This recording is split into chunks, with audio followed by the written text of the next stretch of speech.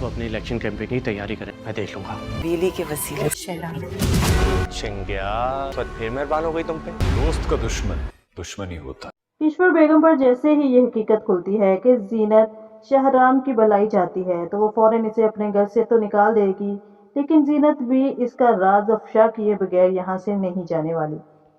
जीनत को अच्छी तरह से मालूम है कि शहराम मानूर को पसंद करता है और मानूर के दिल में भी शहराम की बहुत इज्जत है, तो वो सीधी मानूर के पास जाएगी और उसे किश्वर बेगम की सारी हकीकत बताएगी और इसे इल्तिजा करेगी कि अब एक वो ही है जो शहराम को इनके खतरनाक इरादों से बचा सकती है। मानूर इसे तसल्ली देगी और जीनत वहां से चली जाएगी तो मानूर बहुत हैरान होगी कि आखिर कैसे किश्वर बेगम ने शहराम को अपनी झूठी माँ की मोहब्बत के जाल में फंसाया हुआ है। शहराम जो इनकी बहुत इज्जत करता है लेकिन वो इन्हें नुकसान ही पहुंचाना चाहती हैं।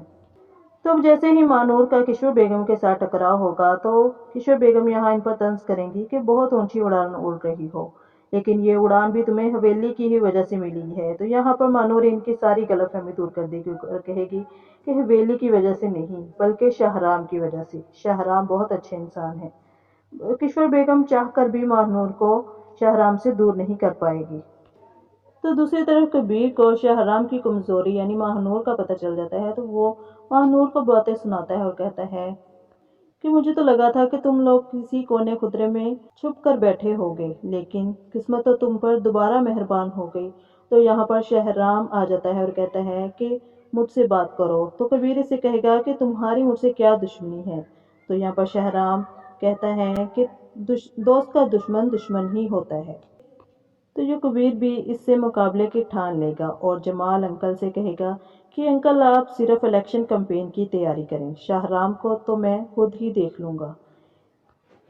कबीर जानता है कि लोग किस तरह से शहराम की इज्जत करते हैं, तो वो बस इसे बदनाम करने की ही कोशिश करेगा।